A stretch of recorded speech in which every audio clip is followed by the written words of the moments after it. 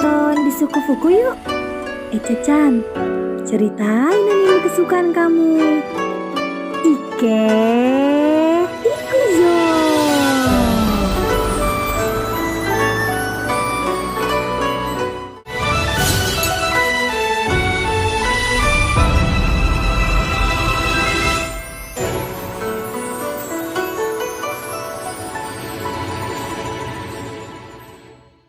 15 November 2005, rapat Toman yang Draken bilang bakalan gempar pun dimulai. Sebagai ketua Toman, Maiki mengambil dua keputusan yang bakal disampaikan langsung oleh Hanma dan Shifuyu. Yang pertama, Hanma memastikan setelah kekalahan Valhalla di Halloween berdarah, ia memutuskan untuk bergabung dengan Toman. Dan yang menghubungi Hanma dengan Maiki tak lain adalah Kisaki Teta. Saat mendengar nama Kisaki, nafas Takemichi pun berubah menjadi tak karu-karuan.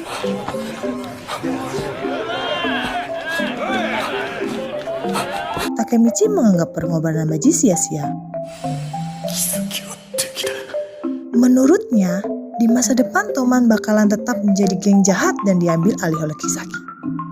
Keputusan kedua, Shifuyu mengatakan bahwa ia tidak bisa menggantikan peran dari Baji sebagai ketua divisi pertama Toman. Sebagai gantinya, Shifuyu memilih orang yang mau ia ikuti dan ia pilih sendiri. Shifuyu mempercayakan jabatan kapten divisi pertamanya kepada Hanagaki Takemichi. Hanagaki Takemichi! Kebanyakan orang di sini sepertinya tidak percaya atas keputusan Shifuyu, termasuk Takemichi sendiri.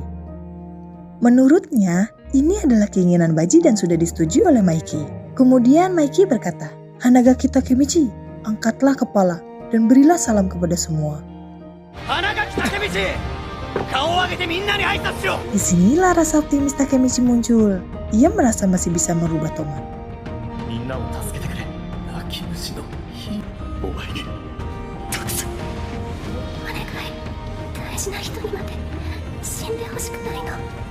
Sambil nangis dan mengangkat kepalanya ke atas, Takemichi berteriak.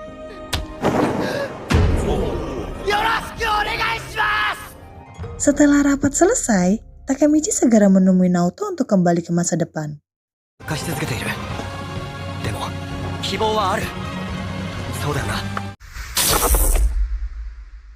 18 November 2017, Takemichi berhasil melintasi waktu.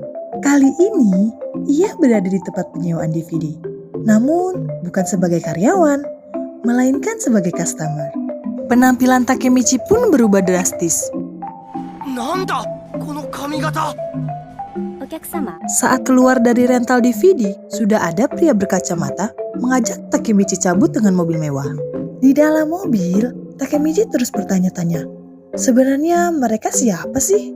Lalu, Takemichi mencoba untuk menghubungi Naoto. Namun, kotak Naoto tidak ada di ponsel Takemichi. Hingga akhirnya mereka sampai di apartemen Takemichi. Saat turun dari mobil, Takemichi kembali dikejutkan dengan segerombolan orang yang memberi hormat.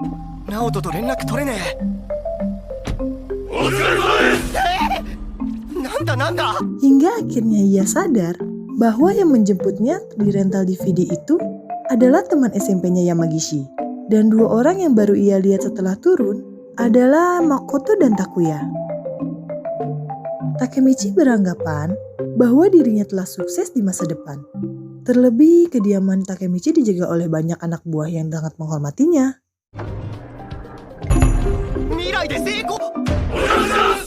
Di saat itu juga, Shifuyu sudah menunggu untuk mengajak Takemichi menghadiri rapat petinggi Toman. Petinggi Toman yang dimaksud oleh Shifuyu, salah satunya adalah Takemichi. Takemichi pun tak menyangka bahwa dia bisa menjadi salah satu petinggi Toman.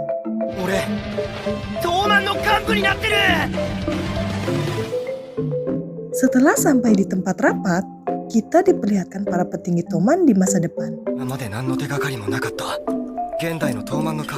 Ada Park Jin yang sudah keluar dari penjara, Yasuhiro Muto dari divisi 5 Toman, Kawata Nahoya dari divisi 4, Shiba Hakai, Inu Seisu, Kokonoi Hajime yang merupakan mantan anggota Black Dragon, dan terakhir Hanma. Rapat kali ini diadakan karena bisnis IT-nya Toko perusahaan Shiba dan berbagai bisnis lainnya yang dipegang Toman 3 hari ini disatroni oleh polisi. Hanma menganggap ada pengkhianat di antara petinggi Toman. Pacin pun tidak setuju dengan Hanma. Menurutnya meski busuk, kita ini adalah teman. Koko menambahkan, bodoh, kalau tidak ada pengkhianat, mengapa polisi menyatroni banyak tempat? Di sela perdebatan antara Pacin dan Koko, tiba-tiba Kisaki datang dari arah belakang Takemichi. Semua petinggi Toman, terkecuali Takemichi, langsung berdiri untuk memberi hormat kepada Kisaki.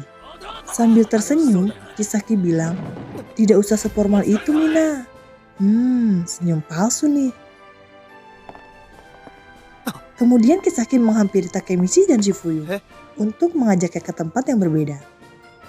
Kisaki membahas tentang kematian Baji saat Halloween berdarah. Ia mengakui kalau yang mengatur pertempuran tersebut adalah dirinya. Ia tidak mengira bahwa Baji akan mati terbunuh. Kisaki pun minta maaf kepada mereka berdua. Setelah 12 tahun, Kisaki sadar bahwa yang berharga adalah teman. Takemichi bertanya, "Apa kau menyesalinya?" Sambil tersenyum, Kisaki berkata, "Aku tidak pernah melupakannya. Mungkin kau masih dendam nantinya. Tapi temanilah aku minum malam ini." Takemichi dan Shifuyu pun termakan oleh omongan Kisaki. Dalam hati Takemichi bertanya, "Mungkinkah ini masa depan yang bagus?" Setelah selesai minum, Kisaki kembali berbicara. "Sudah lama aku tak sesenang ini. Boleh aku ucapkan satu hal terakhir?" Dan benar saja, semua omongan Kisaki adalah bohong. Ia sengaja memanfaatkan Kazutora untuk membunuh Baji.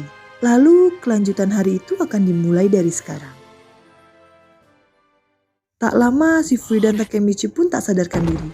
Karena sudah meminum minuman yang sudah dicampur obat oleh Kisaki. Sadar-sadar, Takemichi sudah tidak bisa bergerak karena tubuhnya diikat di kursi. Dan lebih parah lagi, Shifuyu yang mukanya ganteng sudah habis babak belur berdarah-darah. Rupanya, Shifuyu selama 12 tahun ini belum bisa menerima kematian Baji. Dan diam-diam ingin menerkam Kisaki untuk membalas dendam Baji. Sambil terus-menerus menendangi Shifuyu, Kisaki meminta Shifuyu mengakui bahwa yang menjadi pengkhianat adalah Shifuyu dan Takemichi.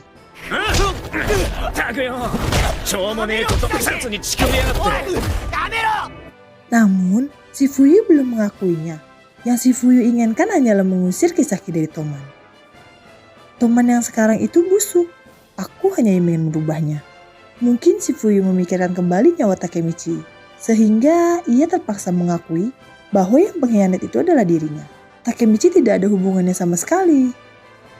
Takemichi yang hanya bisa menatap Shifuyu bertanya dalam hati, "Jangan-jangan kau berjuang sendirian membalas dendam Bang Baji selama 12 tahun ini?"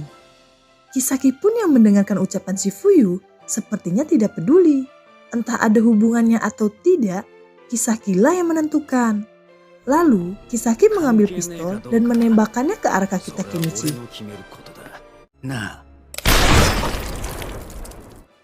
Selanjutnya, Kisaki mengarahkan pistolnya ke arah kepala Shifuyu. Nah, apa ada kata-kata terakhir? Shifuyu memanggil Takemichi yang sedang kesakitan. Ini kata-kata terakhirku dalam 12 tahun terakhir. Banyak hal yang terjadi. Maiki menghilang, Draken dihukum mati, dan entah sejak kapan kita melakukan hal-hal kotor. Kita telah banyak melakukan kesalahan, tapi pada dasarnya kita tetap sama. Aku menyerahkan perasaan Baji dan Toman.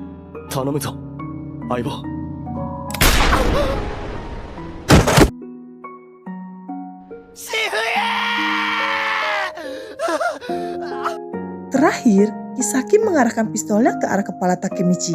Kisaki kesal melihat Takemichi yang menangis. "Kau ini apa-apaan? Apa kau memang seperti itu? Hah?" Sayang sekali, Kisaki bersiap menarik pelatuk pistolnya. Sambil menangis, Kisaki mengatakan,